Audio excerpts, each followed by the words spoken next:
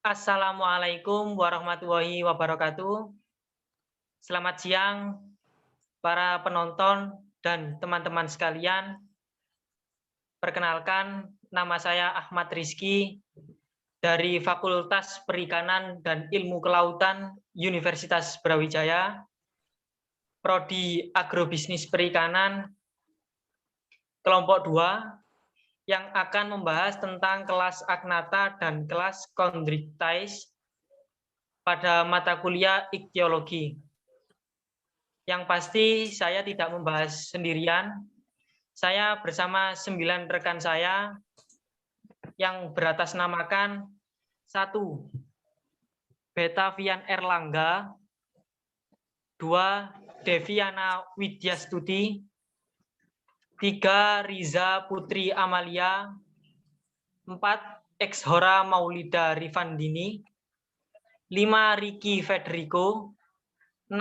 Ahmad Rizky, 7. Didik Heryono, 8. Sahat Mikael Silalahi, 9. Fikih Kartika Murti, dan yang terakhir Lailatun Nadifa.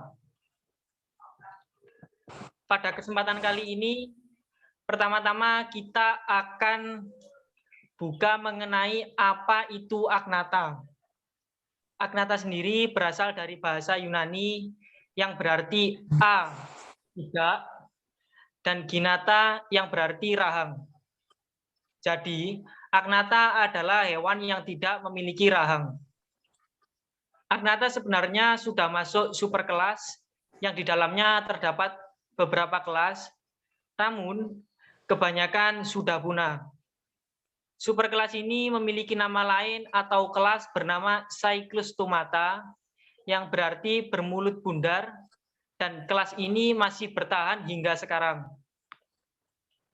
Kelas Agnatha masih berkerabat dekat dengan semua jenis vertebrata yang memiliki rahang, yakni Kinatostomes, ada yang hidup sebagai parasit, dan ada pula yang memakai bangkai hewan.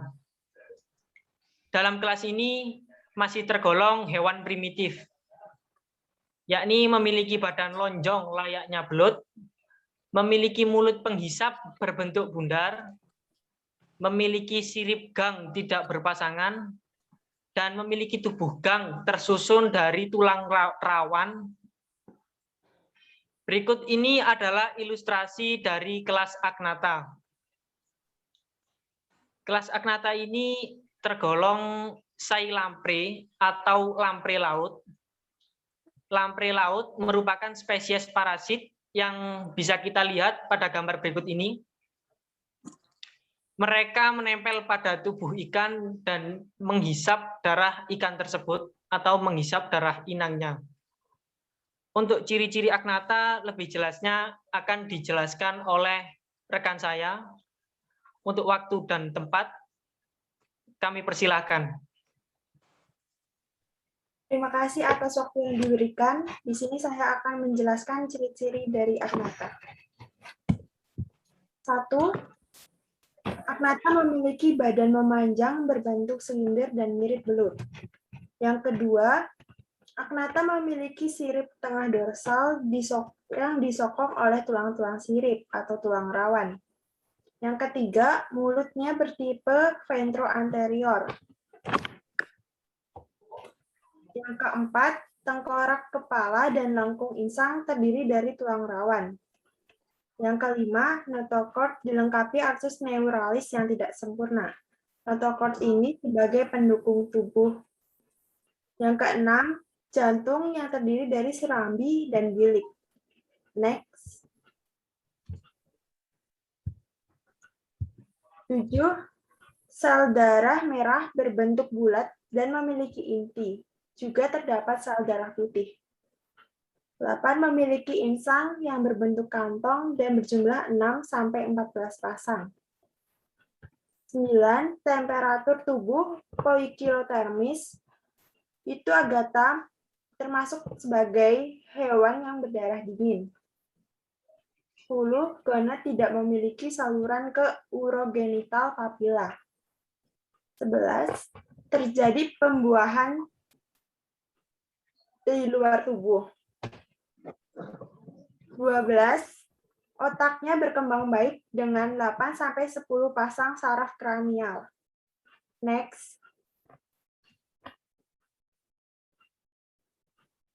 13. Mempunyai alat pendengaran berbentuk setengah lingkaran dan berjumlah 1 atau 2. Mempunyai indera pembau, memiliki apendiks yang berpasangan gigi dan eksoskeleton. 16. Memiliki kantong hipofis yang bersifat tetap. 17. Organ atau aparatus pineal berkembang baik. Next. Berikut merupakan ilustrasi dari salah satu ciri agnatha, yaitu badannya memanjang, berbentuk silinder, dan mirip belut. Nah, ini teman-teman bahwa agnatha itu tidak bersisik. Kulitnya itu biasanya licin dan lunak karena memiliki kelenjar mucosa. Selanjutnya, ciri-ciri dari agnatha akan disampaikan oleh rekan saya. Waktu dan tempat dipersilahkan.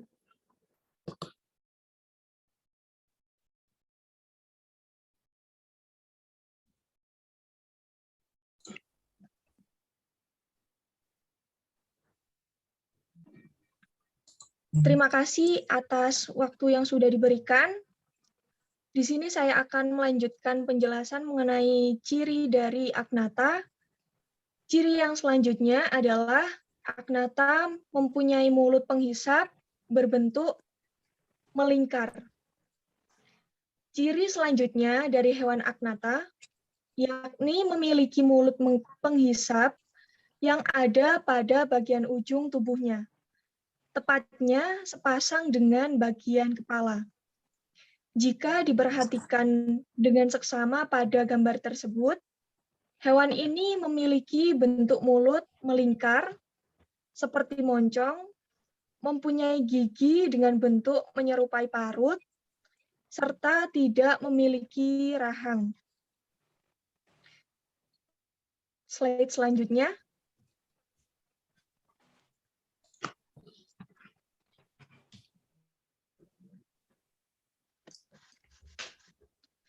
Ciri yang selanjutnya adalah memiliki insang berbentuk kantong dan berjumlah antara 6 sampai 14 pasang. Selain mempunyai mulut penghisap berbentuk melingkar, agnatha juga mempunyai insang dengan bentuk menyerupai kantong-kantong yang terdapat pada bagian sisi samping dari tubuhnya. Jumlah insang tersebut berbeda-beda pada setiap tubuh, berkisar antara 6 sampai 14 pasang pada setiap tubuh. Jika diperhatikan dengan seksama pada gambar tersebut, terhitung ada 7 pasang kantong insang yang terlihat, yang berarti ada 14 buah kantong insang yang ada pada gambar tersebut. Slide selanjutnya.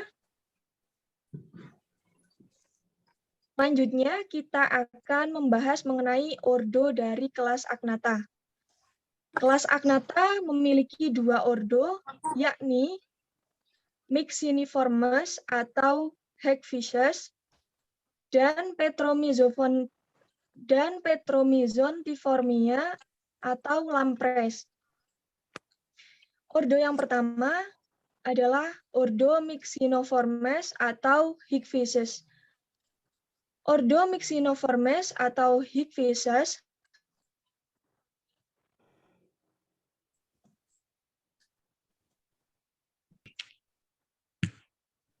tidak mempunyai bentuk larva karena setelah menetas langsung menjadi bentuk dewasa. Dan yang terakhir adalah dapat menghasilkan lendir dalam waktu yang singkat. Untuk pembahasan selanjutnya akan disampaikan oleh rekan saya, Didi.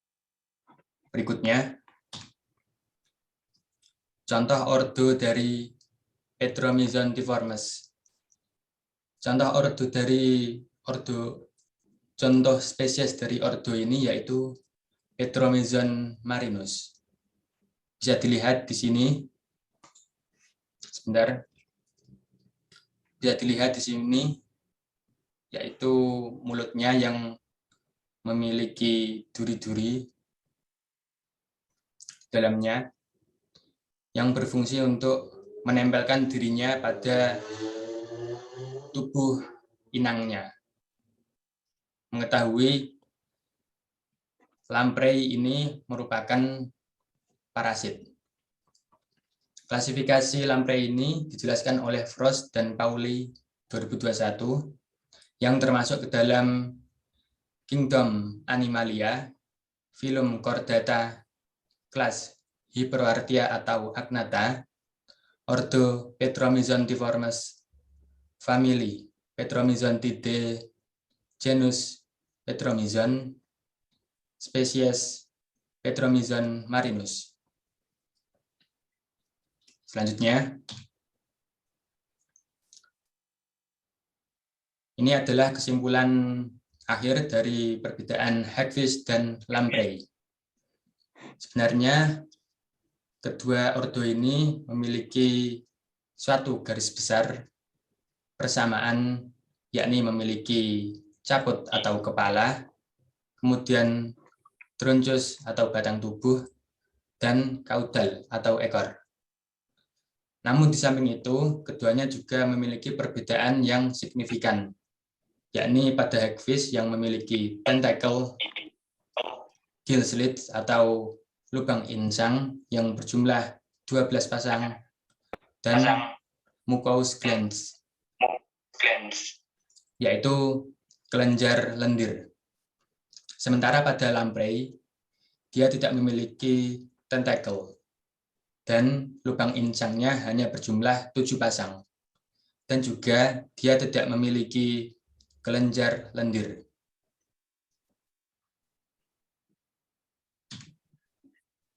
Sekian presentasi materi dari kelas Agnatha. Saya ucapkan terima kasih. Kemudian disusul ke materi berikutnya yaitu Chondrichthyes.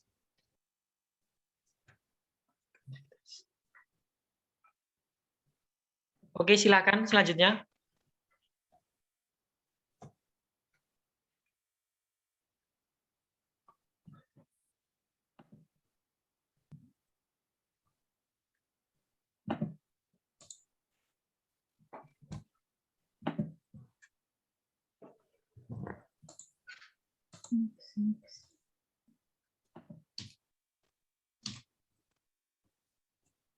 Baik, saya silakan. Terima kasih. Baik, langsung saja. Chondrichthyes berasal dari bahasa Latin chondros dan ichthys, yang artinya ikan bertulang rawan yang berahang, mempunyai sirip dan lubang hidung berpasangan, bersisik, jantung beruang dua, serta rangka yang terdiri atas tulang rawan. Chondrichthyes dibagi menjadi 2 subkelas. Yang pertama adalah Elasmobranchi, ikan hiu, pari, dan skate, contohnya. Lalu yang kedua, Holocephali, yaitu Chimera, atau bisa disebut hiu hantu.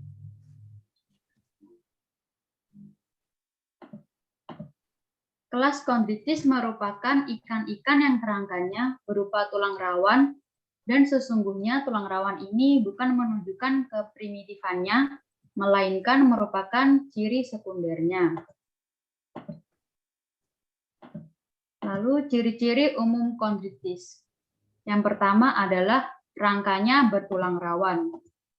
Hal itu disebabkan leluhur Chondrichthyes ternyata memiliki kerangka bertulang keras dan kerangka bertulang rawan yang merupakan karakteristik kelas itu dan berkembang setelahnya. Yang kedua, ada yang bersisik dan ada pula yang tidak. 3. Celah insang ada 1 pasang, 5 pasang, dan 7 pasang. Keempat, letak celah insang lateral dan ventral. Lateral itu di sisi pinggir, dan ventral merupakan permukaan bawah atau sisi perut pada organ tubuh hewan. Yang kelima, mulut terletak pada sisi ventral. Next. 6. Ada yang mempunyai spirakulum dan ada yang tidak. Yang ketujuh, sirip berpasangan. 8. Tidak memiliki gelembung udara. 9. Lubang hidung sepasang. Yang terakhir, seks terpisah atau pembuahan terjadi di dalam tubuh, baik ovipar maupun ovovivipar. Yang selanjutnya, struktur tubuh kondritis akan dilanjutkan oleh rekan saya, Vicky. Terima kasih.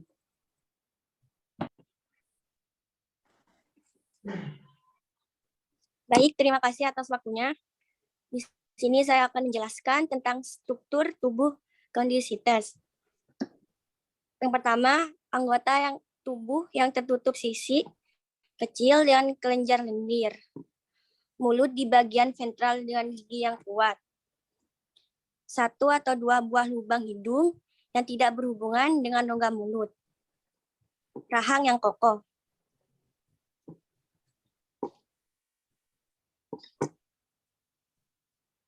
Struktur tubuh kondisites yang kedua, jantung yang terdiri atas 1 ruang atrium dan 1 ruang ventrikel. Rangkanya bertulang rawan. Notokorda lambat laun digantikan oleh tulang rawan, menghasilkan organ Leydig. Selanjutnya, struktur tubuh kondisites yang ketiga, limfa dan jaringan khusus di kelaminnya. Memiliki organ epigonal yang berperan dalam sistem kekebalan, menggunakan 5-7 pasang ginsang. Memiliki 10 pasang saraf kranial dan telinga yang dilengkapi pipa saluran semisirkuler. Selanjutnya, saya akan menjelaskan tentang anatomi kondisites. Anatomi kondisites dibagi menjadi 2. Yang pertama, anatomi eksternal. Saya contohkan pada ikan hiu. Yang pertama, gigi. Gigi pada hiu yang berada di gusi tidak menempel di rahang secara langsung dan gigi tersebut bisa diganti setiap waktu. Yang kedua, rangka. Hiu memiliki kerangka yang berbeda dengan ikan dan vertebrata daratan. Hiu memiliki kerangka yang terbuat dari tulang rawan dan jaringan konektif, karena itu memang tergolong pada kelas kondisites atau ikan bertulang rawan. Yang ketiga, rahang. Rahang hiu tidak melekat pada kranium. Permukaan rahang hiu dan lengkungan tulang insangnya membutuhkan penopangan ekstra karena paparan yang berat untuk fisik hiu serta butuh kekuatan yang besar. Yang keempat, ekor. Bentuk ekor hiu dipengaruhi lingkungan sehingga bentuknya bervariasi dari satu jenis dengan jenis lainnya. Yang kelima, kepala. Terdapat reseptor elektromagnetik disebut ampule of Lorentz dan gerak mendeteksi kanal di kepala hiu. Yang kedua, anatomi internal pada hiu. Yang pertama, sistem pencernaan makanan. Sistem pencernaan pada kondisites terdiri dari mulut, faring, esofagus yang pendek, lambung, usus, dan bermuara ke anus. Yang kedua, sistem peredaran darah. Jantung terdapat di bawah daerah insang. Dalam sebuah kantung perikadium, kantung tersebut terdiri atas sinus venosus, berdinding tipis yang menerima darah dari berbagai vena, diikuti oleh atrium, ventrikel, berdinding tebal, dan konus anterius. Yang ketiga, sistem respirasi. Dengan membuka dan menutup mulut, hiu memasukkan air ke dalam dan mendorong air keluar melalui belahan insang dan spirakel. Yang keempat, sistem ekskresi. 2 ginjal yang ramping terdapat tepat di bawah selom di sepanjang aorta dorsal. Urin dikumpulkan dalam tubulus segmental yang bergabung dengan saluran longitudinal. Selanjutnya, Saya akan lanjutkan pada rekan saya, yaitu Deviana Widyastuti.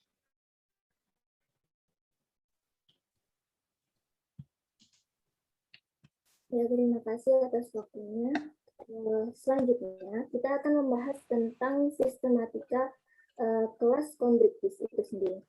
Kelas kondriktis itu mencangkup dua subkelas, yaitu subkelas Elasmobrasti dan subkelas Heuseppali. Yang pertama yang akan kita bahas yaitu subkelas Elasmobranchi. Subkelas ini dibedakan atas beberapa ordo, yaitu ordo Squaliformes dan ordo Rajiformes. Untuk ordo Squaliformes itu sendiri merupakan ordo yang mencangkup semua jenis ikan hiu. Sedangkan ordo Rajiformes itu mencangkup jenis-jenis ikan pari. Dan perbedaan dari dua ordo ini atau perbedaan antara ikan hiu dan ikan pari itu berbeda dalam segi letak celah insang, perlekatan sirip dada, dan wujud dari ekornya itu sendiri. Kemudian, seperti yang kita tahu bahwa ikan hiu merupakan hewan karnivora dan memiliki indera penciuman yang tajam. Ikan hiu hidup di samudra atau lautan di seluruh dunia dan beberapa juga tumbuh dalam air tawar. Mereka itu tinggal di sebagian besar suhu kedalaman laut. Kemudian ikan hiu memiliki tubuh yang dilapisi kulit dermal denticles atau sisik plasoid yang berfungsi untuk melindungi kulit mereka dari kerusakan, dari parasit, dan untuk menambah dinamika air. Kemudian untuk ikan pari itu jarang menyerang manusia, walaupun sekiranya dia terinjak. Kemudian ikan pari akan menggunakan tajinya sebagai salah satu bentuk sarana untuk mempertahankan diri. Dan biasanya ikan pari itu sendiri terdapat di air tawar dan di lautan, serta kebanyakan tidak mempunyai keupayaan untuk menyengat. Kemudian dapat kita lihat pada gambar contoh ordo Squaliformes itu adalah Carcharodon carchariasatau atau hiu putih. Kemudian terdapat gambar ordo Rajiformes, yaitu ikan pari, di mana memiliki bagian-bagian yang terlihat paling atas itu adalah lubang hidung, kemudian terdapat mulut, kemudian juga terdapat bagian seperti garis-garis di sisi kanan dan kiri, itu adalah celah insang, kemudian yang agak ke bawah itu ada anus, dan yang memanjang itu adalah ekor, dan di atas ekor itu ada vesper. Ya, selanjutnya.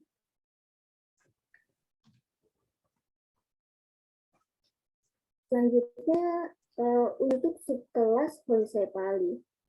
Subkelas Heuseppali ini mencakup jenis ikan langka yang disebut ikan tikus.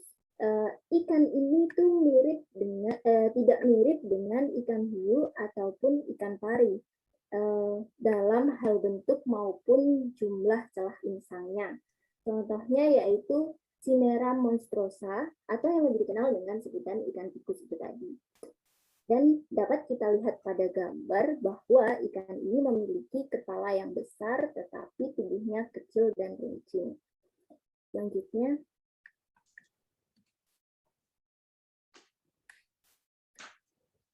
untuk kelas kondriktis itu sendiri masih terbagi atas dua superordo gitu. Dua superordo itu yakni superordo Selasi dan superordo Hypotrematica. Untuk superordo Selasi atau bertubuh torpedo itu masih terbagi menjadi 4 ordo, yaitu ordo Heterodontida atau ikan hiu berkepala bison, kemudian ordo Hexanthida atau ikan hiu sapi, dan kemudian ordo Lambida yang merupakan ikan hiu berkepala palu yang contohnya Sturnathides. Dan yang terakhir, ordo Squalida yang merupakan ikan hiu berkepala anjing, contohnya Squalus acanthias. Dan kemudian superordo yang kedua yaitu superordo Hippotermatica yang terdiri atas ordo Ragida yang memiliki tubuh dorsoventral. Contohnya ikan hiu pipih ya Asiatus sabina. Selanjutnya,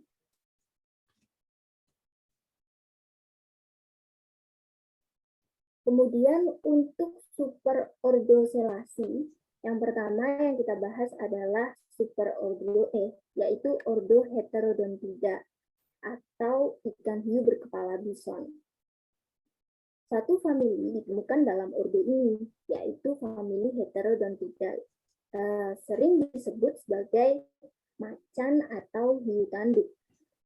Hiu macan atau Heterodontus portu-jacksoni adalah salah satu spesies dari ordo Heterodontiformes.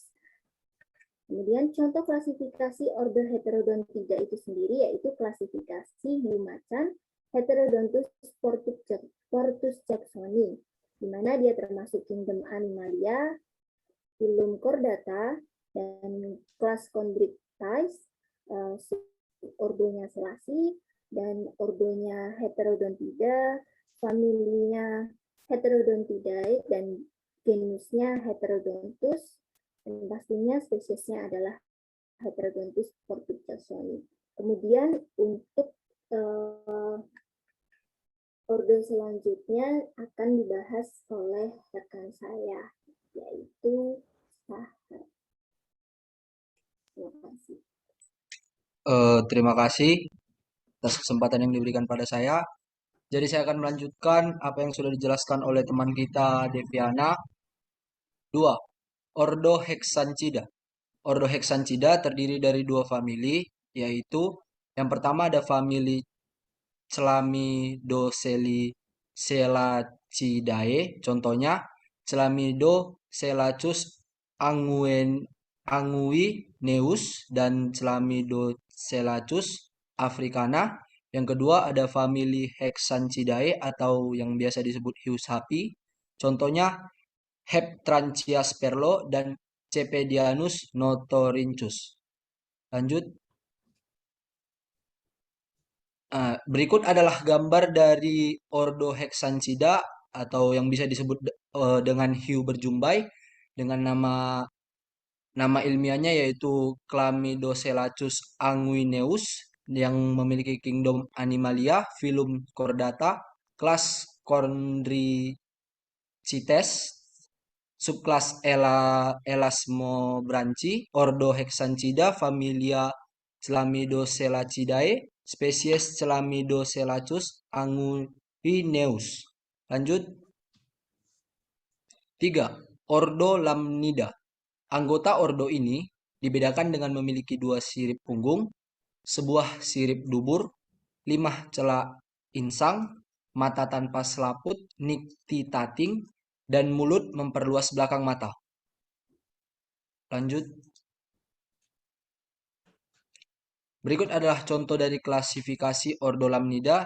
Di sini ada gambar hiu putih besar dengan nama ilmiah Carcharodon carcharias, kingdom Animalia, phylum Chordata, kelas Chondrichthyes, ordo Lamniformes, familia Lamnidae, genus Carcharodon, spesies Carcharodon carcharias. Lanjut. 4. Ordo Squalida. Ordo ini memiliki satu famili, yaitu Squantinidae. Ciri yang dimiliki oleh ordo Squalida yaitu celah insang di sepanjang sisi, seperti diulangi, di sepanjang sisi kepala seperti semua hiu lainnya, memiliki sirip ekor dengan bagian bawah yang lebih lama panjang di bagian dari bagian atasnya, dan sering juga disebut sebagai hiu malaikat Squatina squatina. Sekian dari presentasi saya dan akan dilanjutkan oleh teman kita, Ricky.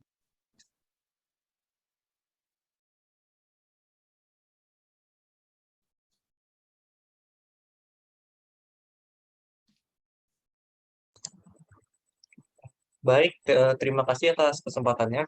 Dan pada kesempatan kali ini saya akan menjelaskan contoh klasifikasi ordo squalida.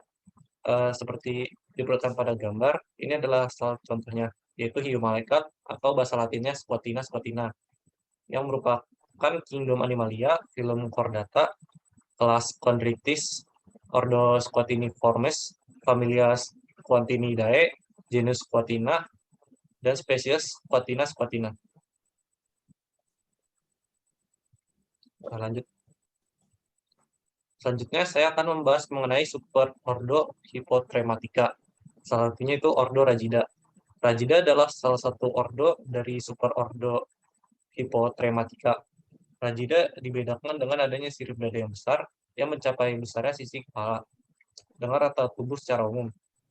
Mata dan spirakel terletak di atas permukaan tubuh dan celah insang di bagian bawah. Sebagian besar reproduksinya dengan cara ovipar maupun vivipar.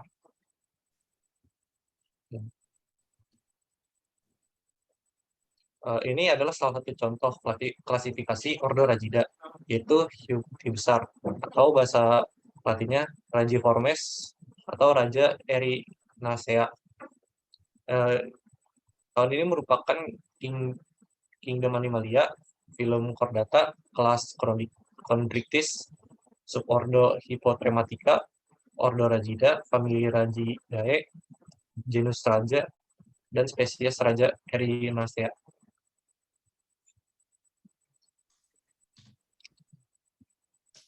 Famili dari ordo Radija terdiri dari famili Rajidae, yaitu spesies pari sepatu luncur atau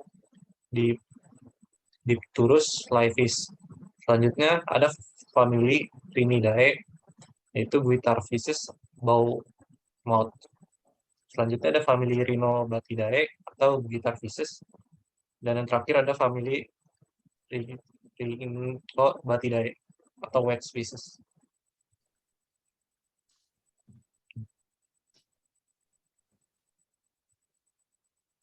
Berikut. Sekian presentasi dari kelompok kami mengenai Chondrichthyes. Mohon maaf apabila ada salah kata. Terima kasih. Waalaikumsalam warahmatullahi wabarakatuh. Waalaikumsalam warahmatullahi wabarakatuh. Sekian pembahasan kelas Agnatha dan kelas Chondrichthyes dari kami. Dan yang pasti kami menerima kritikan, saran, serta pertanyaan di kolom komentar di bawah ini. Jika ada kesalahan kata atau pengucapan kalimat, mohon maaf sebesar-besarnya. Terima kasih. Wassalamualaikum warahmatullahi wabarakatuh. Waalaikumsalam warahmatullahi wabarakatuh.